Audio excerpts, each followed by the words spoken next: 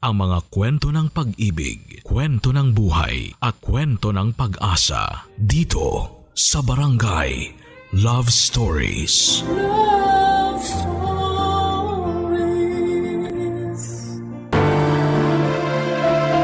Minsan, may espesyal tayong nararamdaman para sa isang tao na mas pinipili nating itago na lamang. Dahil ayaw nating masira ang isang mabuting pagkakaibigan. Ikaw kabarangay, handa ka bang itago habang buhay ang pagmamahal mo para sa kaibigan mo? Dear Papa Dudut, itago niyo na lamang po ako sa pangalang Van, 33 years old at nakatira dito sa Caloocan. Matagal na akong tagapakinig ng inyong programang Barangay Love Stories na na-discover ko nang minsang sumakay ako ng taxi pauwi sa bahay. At ngayon ay naisipan ko na ipadala din sa inyo ang sulat na ito tungkol sa kwento ng buhay ko. Nasa high school ako nang makilala ko si Kyla Papadudut. Magkaklase kami mula first year at masasabi ko na super close talaga kaming dalawa. Akala nga ng iba ay boyfriend ako ni Kyla kasi palagi kaming magkasama. Ako rin ang partner niya mula sa junior prom, senior prom hanggang sa graduation ball namin. Hanggang sa nag-migrate sila sa Canada ng family niya pagkatapos ng mismong high school graduation namin. Mula noon ay nawala na ako ng communication sa kanya, Papa Dudut, at makalipas nga ang mahigit 10 taon. Nagkita ulit kami dahil magkalapit lamang ang workplace namin. Umuwi na pala siya ng Pilipinas para dito na magtrabaho at magpatuloy sa buhay, Papa Dudut.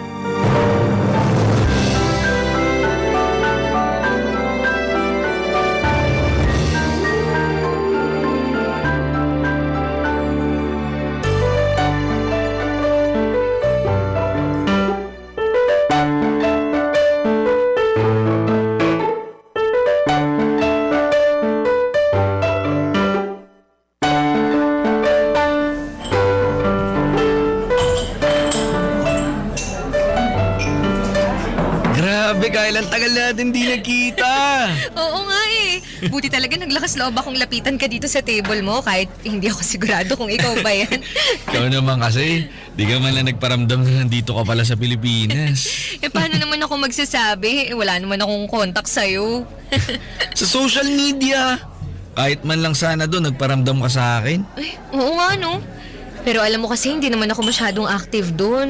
Parang picture ko pa yata sa college yung gamit ko na profile picture doon eh. Tapos hindi ko na napalitan. Napansin ko nga yun. Kaya akala ko rin, hindi na active yung account mo na yun kasi wala na kahit anong bagong post eh. Wala rin naman kasi akong maipopost doon. Kasi palagi namang walang bago sa buhay ko eh. Naku, imposible yan ha. Kasi alam ko marami nagbago sa buhay mo mula nung tumira kayo sa Canada. Sa bagay, tama ka dyan sa sinabi mo. Napakalaking adjustment talaga yung nangyari sa akin dun. Buti na lang marami kaming kamag-anak na Pinoy dun kaya hindi ako masyadong na-homesick. Halata nga kasi di ka masyadong nagre-reply sa akin nung nandun ka na. Sorry na nga. Hindi nga kasi ako masyadong active sa social media talaga. Okay, sige. Pinapatawad na kita sa hindi mo pagre-reply sa mga message ko hanggang sa mapagod na ako mag-chat sa'yo. Kwento mo na lang ako ng bagong update sa'yo. Ano meron? Ano? Update? Update. Kung ano bang bago sa buhay mo, kung gusto mo, yung lumang nangyari na lang sa buhay mo, pwede na yun. Pagtsatsagaan ko na rin pakinggan. Alam mo, hindi ka pa rin nagbabago. Ang kulit mo pa rin kausap. Oo, ako pa rin yung Van na high school best friend mo. Pero binaon mo sa limot. Grabe siya. Alam mo, sobrang drama mo ah. Sorry na nga eh.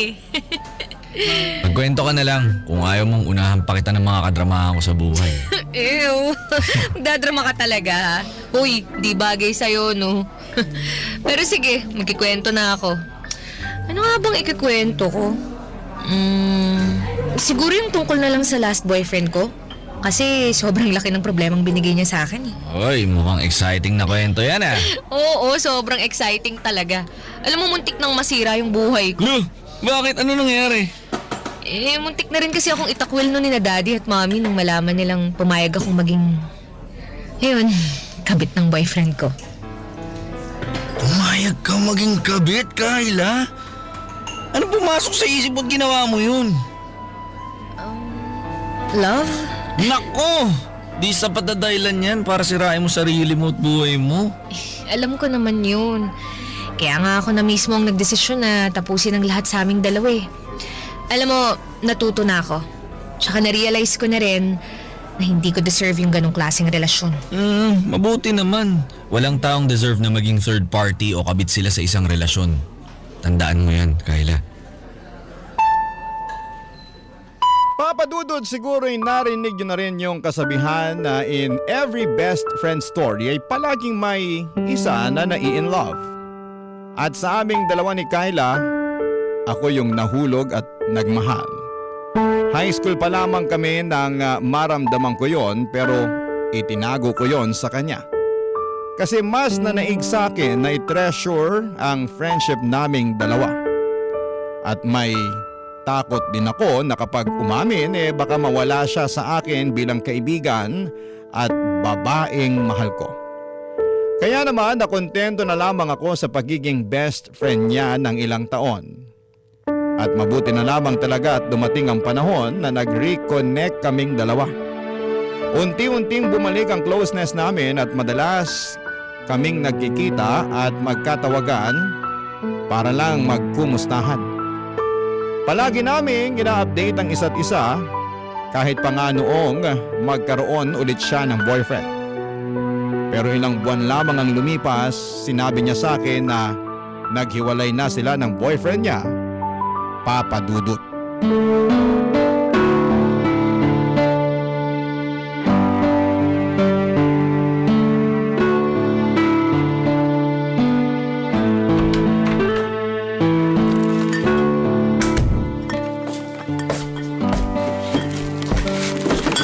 Oh, ito nga pala yung alak ko, Kayla. Ayan, buti naman naka-order ka pa, Van. Sabi mo kasi gusto mo pang uminom eh. Pero dapat yata di na ako umorder eh. Lasing ka na eh. Lasing? Nako. Sinong lasing? Mm. Oy, hindi pa ako lasing, no? Gusto mo, magsayaw pa tayo ngayon eh. Magpadagtog ka na. Dali, dali. Magsayaw tayo sa kondo ko. Ito, dali.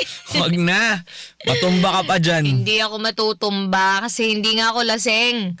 Halika na, magsayaw na tayo. Sige, mamaya na lang. Baka ako pa yung matumba eh. Ikaw pala yung lasing dyan eh. Pagbukas mo na lang ulit ako ng alak, please. Sigurado ka bang kaya mo pang uminom? Oo nga. Kaya ko pang ubusin lahat yan, oh. Ilan ba yung binili mo? 10 yan lahat. 10 Oo, lang oo. pala eh. Mm. Sus, gusto mo sa akin pa yung 7 dyan eh. Wow. Pagbukas mo na lang ako kasi wala nang laman tong akin eh. Sige, ito na. Oh. Bukas na. Oh. Yan.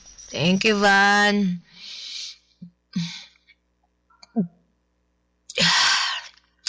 Alam mo, hindi ko pa rin maintindihan kung bakit may mga lalaking kagaya ng ex-boyfriend kong si Richard. Alam mo yun, hindi nakukontento sa isang babae. May girlfriend na pero penormahan pa ako. Hindi mo naman alam na may girlfriend na pala siya eh. Kaya wala kang kasalanan dun, Kayla. Kahit na. Pakiramdam ko tuloy hanggang pangalawa lang ako sa buhay ng mga lalaki eh. Hop, aba! Teka huwag mo akong dinadamay sa kasalanan ng mga ex mo ha. Iba ako sa kanila. Pero lalaki ka pa rin. Oo, pero hindi kami magkakapareho. Van, Van, titigan mo ako. Sige, pero di mo naman kailangan hawakan yung mukha ko eh. Sabihin mo nga sa akin, hindi ba talaga ako maganda? Hindi ba ako kaseryosyosong babae? Maniwala ka sa akin. Maganda ka, Kayla. At ikaw ang tipo ng babaeng sineseryoso. Talaga? Oo. Bakit niloloko pa rin nila ako? Bakit palagi nila akong ginagawang kabit o third party sa relasyon nila? Kasi mali ka ng lalaking pinipiling mahalin. Sila yung tipo ng lalaki na hindi dapat sineseryoso. Pero Kayla, maniwala ka sa akin. Maganda ka. Sobrang ganda mo. Thank you. Pero alam mo, Van, para bang gumagwapo ka rin sa paningin ko ngayon. Alam mo, lasing ka lang, kaya nasasabi mo yan. Alam mo, siguro nga lasing na ako. Kasi parang Ano? parang gusto kitang halikan. Kayla, sandali lang. Bakit? Ayaw mo ba? Hindi. Gusto ko, kaya lang lasing ka eh. Hindi ako lasing, Van. At hayaan mo na patunayan ko yun sa'yo.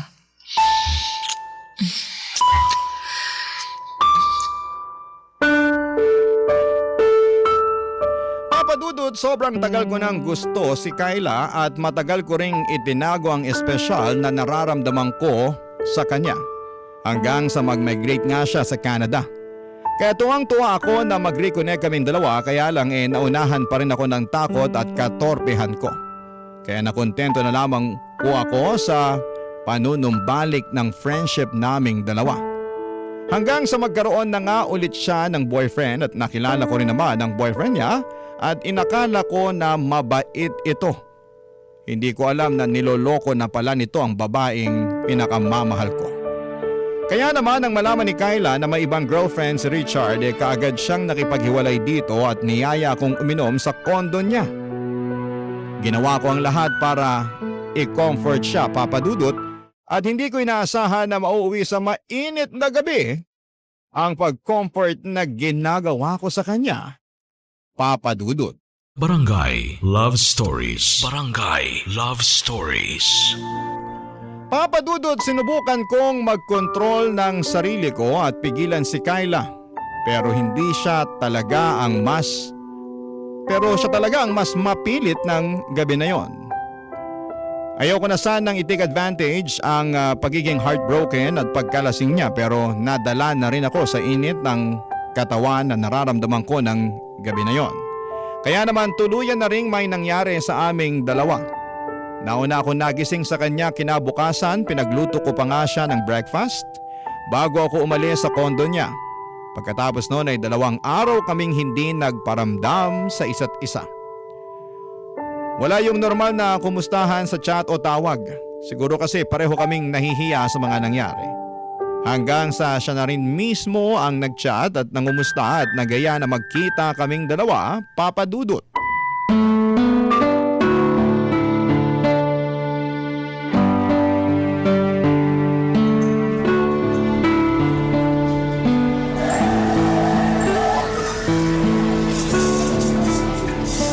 Kayla, sorry, late ako. Okay lang. Hindi naman ako masyadong matagal naghintay eh. Pero umorder na rin pala ako kasi nagugutom na ako. Iced Americano and chicken Alfredo pasta for you. Alam mo kung anong in-order ko rito ah. Siyempre naman. Wala ka naman kasing ibang in-order dito kung hindi yung mga yun eh. Yan lang kasi yung masarap sa mga pagkain nila dito. Lo, grabe ka sa coffee shop na to ah. Joke lang. Masarap din yung dessert nila. Lalo na yung tiramisu. Ano ha? Sige. Tutry kong umorder niyan mamaya. Ako na order nun kasi ikaw na sumagot nitong breakfast ko eh. Pero, kumusta ka? Ayos lang. Ayos lang na napipilitan maging maayos o ayos lang na nagiging okay ka na talaga? Siguro masasabi ko na nandun ako sa point na nagiging okay na talaga ako kahit pa paano. Great! Yan talaga gusto kong marinig mula sa'yo eh. Narealize ko rin kasi na hindi ko dapat sinasayang ang luha at panahon ko sa cheater na kagaya ni Richard, diba? Hindi ko siya dapat pinag-aaksayahan ng oras ko. Yung mga ganong klase ng lalaki, hindi dapat iniiyakan yan. Tsaka wag kang mag-alala, kakaarmahin din yun. Makakahanap din siya ng katapat mo. Ayan na lang din iniisip ko. Babalik din sa kanya lahat ng panlulokong ginagawa niya sa mga babaeng kagaya ko. Very good ka talaga, Kayla. Buti na lang, ganyan ka talaga mag-isip. Alam mo, ayoko lang din nakulungin ang sarili ko sa lungkot, Van. So ganda kong to. Hindi ako maglulumpa sa'yo ng paulit-ulit ng dahil lang sa kanya, diba? Yan ang best friend ko. Alam niya sa sarili niyang maganda siya. Wow. Siyempre naman, no. Yung mga ganitong ganda, hindi dapat niloloko. Uy, at walang babae na dapat nagpapaloko, lalo na sa mga tsaka na kagaya ni Richard. Yung! Diba?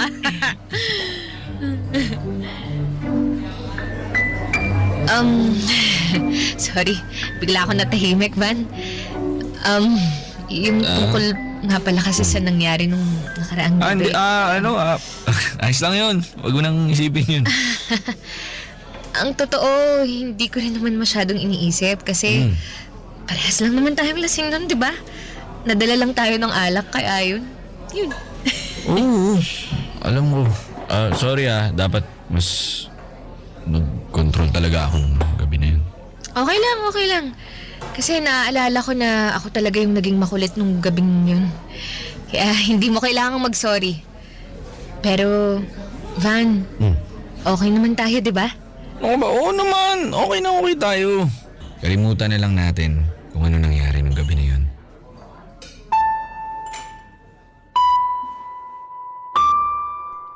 Sa totoo lang, Papa Dudut, ay sobrang hirap kalimutan ng mga nangyari sa amin ang gabi na yon. Siyempre kasi unang beses kong nahalikan ang babaeng matagal ko nang minamahal. At hindi lang halik ang nagawa ko sa kanya. Kung hindi yung bagay na ginagawa ng dalawang taong magkarelasyon. Kaya lang ay ayokong sirain yung mood at moment naming dalawa noon, kaya naman kinumbinsi ko na lamang ang sarili ko na sumang-ayon sa mga sinabi ni Kyla. At pagkatapos noon ay unti-unting nanumbalik ang closeness naming dalawa, na wala na yung awkwardness. Kasabay naman noon ay ang paglalim ng pagmamahal na nararamdaman ko para sa kanya, Papa Dudut.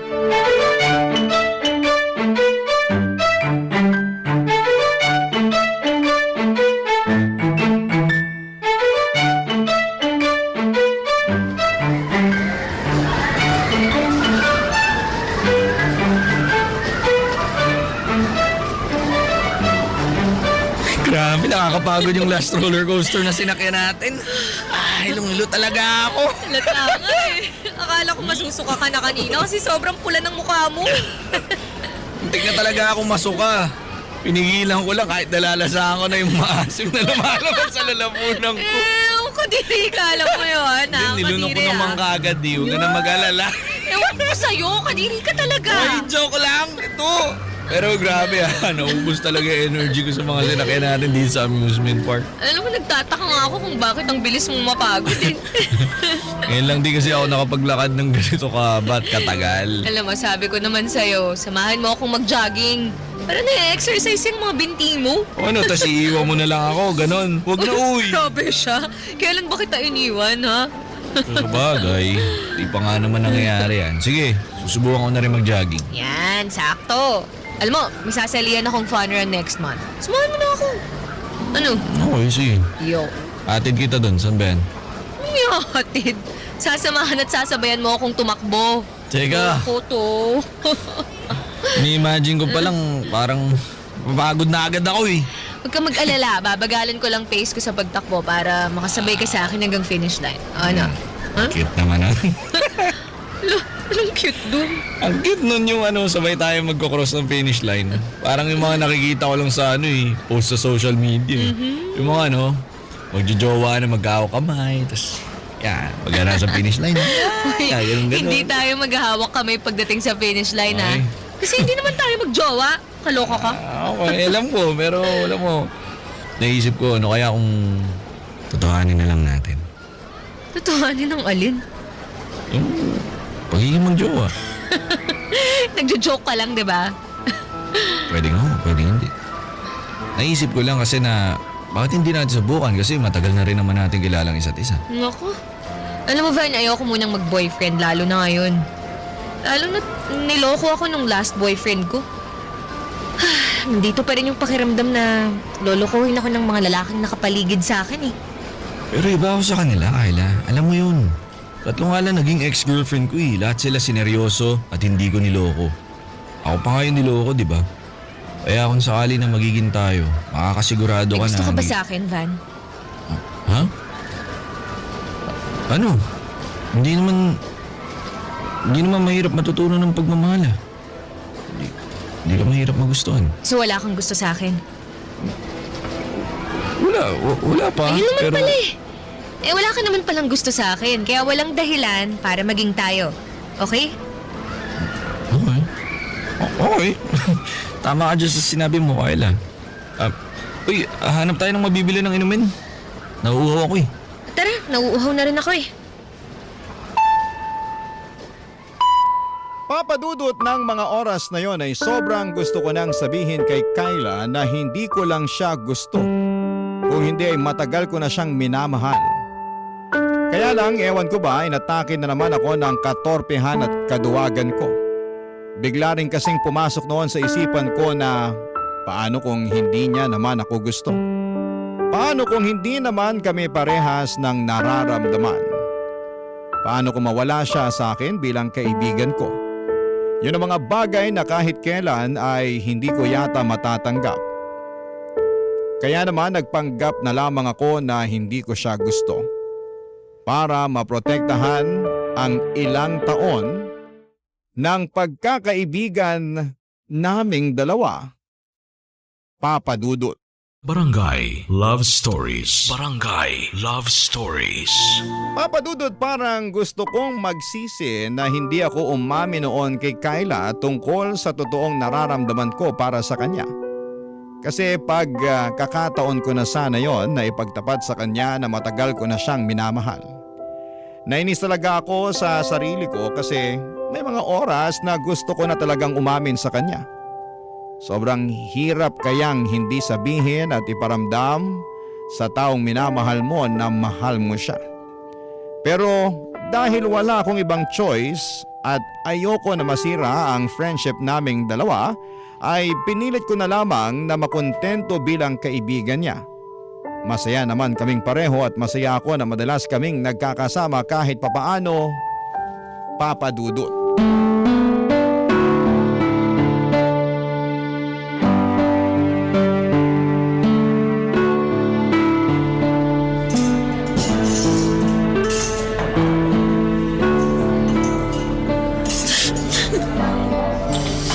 Kumusta na yung pakiramdam mo, Jasmine?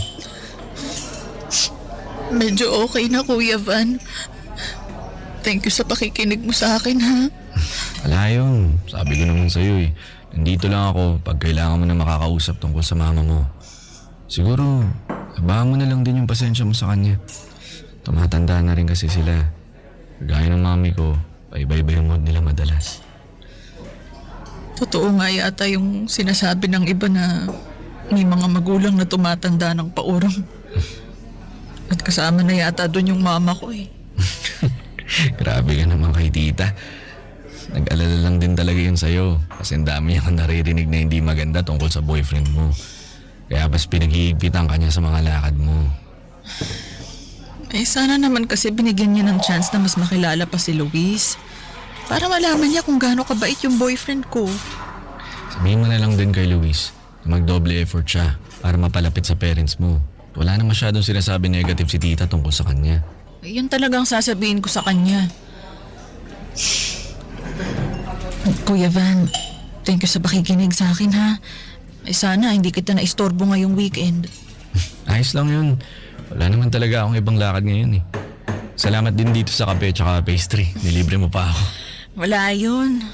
Wait, Kuya Van, aalis na rin pala ako, ha? Magkikita pa kasi kami ni Luis. Sige, pakikumusta mo na lang ako sa kanya ha. Makakarating sa kanya, Kuya. Salamat ulit. Bye. Bye, ingat ka. Buhusin ko lang tong kape tapos alis na rin ako. Hi, Van. Uy, Kyla, nandito ka rin pala? Galing ako dyan sa malapit na bookstore. May binili lang ako tapos nagutom ako kaya pumunta ako rito para mag-lunch. Upo ka. Ay, hindi na. Baka may ka-date ka eh. Ha? Wala akong kadate. Dito ka na kumain para may kasama ako. Okay. Kanina ka pa dito? Medyo. Inuubos ko lang tong kape ko tas alis na rin ako. Ah, okay. Ikaw meron kang hindi sinasabi sa akin. Ha?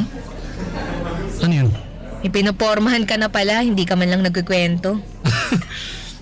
Saan mo naman nakuha yung chismis na yan? Wala akong pinopormahan, Kyla. Sus, wala daw. Eh, sino yung babaeng kasama mo dito kanina? Sobrang sweet nyo nga tapos may pag-kiss pa siya sa'yo. Yung kasama ko kanina, si Jasmine yun, pinsan ko, bumeso lang yun. Pinsan ko yun. Pinsan mo? Oo.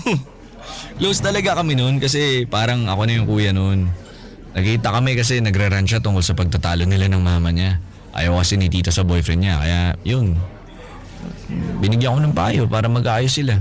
Ah, so pinsan mo lang pala yon? Oo, bakit? Ano ba akala mo? Wala naman. Okay. Teka. Nagsiselos ka ba, Kyla? Ako? Magsiselos ako? Hindi, no? Bakit naman ako magsiselos? Ew. Wow. Okay. Sabi mo eh.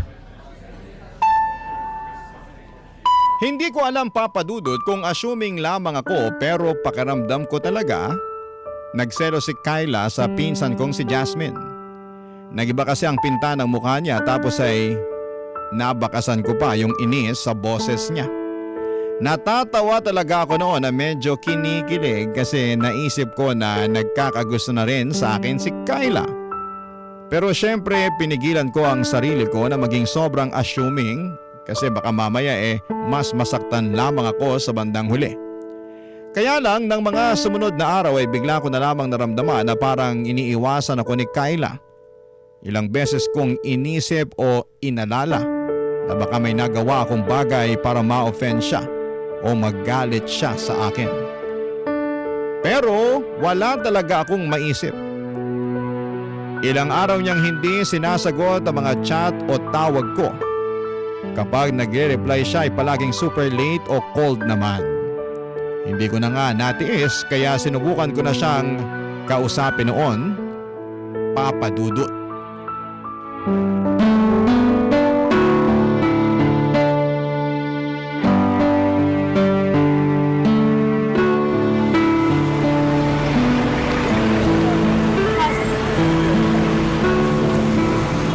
Hi, Kyla!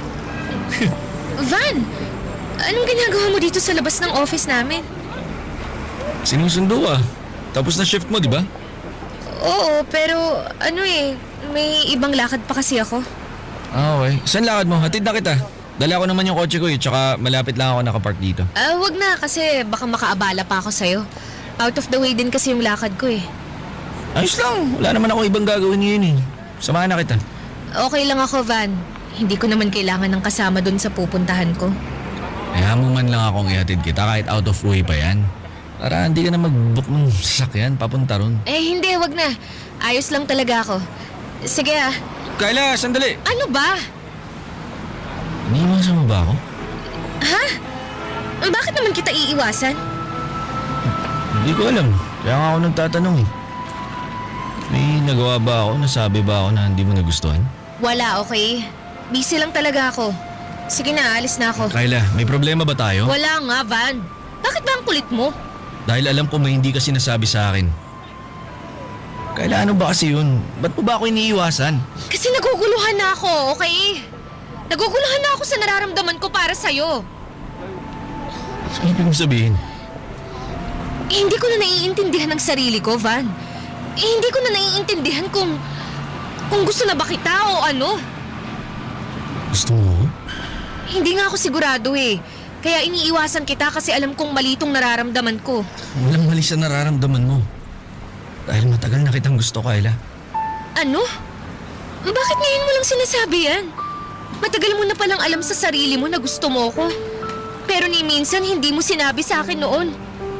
Tinanong pa nga kita noon, di ba? Kung gusto mo ko. Pero ang sabi mo, hindi. Tapos ngayon iba na naman yung sinasabi mo sa akin. Kasi ano eh. Natakot ako nun. Natakot ako na baka mawala ka sa akin. Natakot ako na baka masira yung pagkakaibigan natin.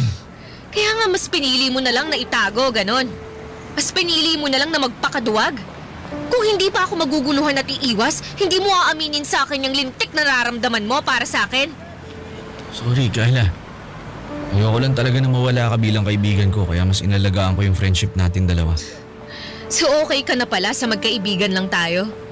So siguro mas okay na kalimutan na lang din natin lahat ng mga sinabi natin ngayon. Kyla naman, wag naman ganun. Handa naman ako mag-effort para sa'yo eh. Handa ako na patunayan sa'yo na mahal kita. Talaga? Oo, gagawin ko yun ng hindi lang puro salita. Ipapakita at patutunayan ko sa'yo. Matagal na kitang gusto At seryoso ko sa nararamdaman ko para sa'yo, Kyla.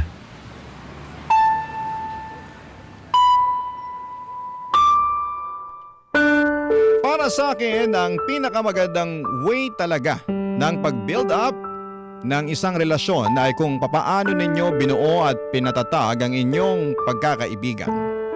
Masasabi ko na nasuklian talaga yung effort na ginawa ko para maingatan ang friendship naming dalawa ni Kyla.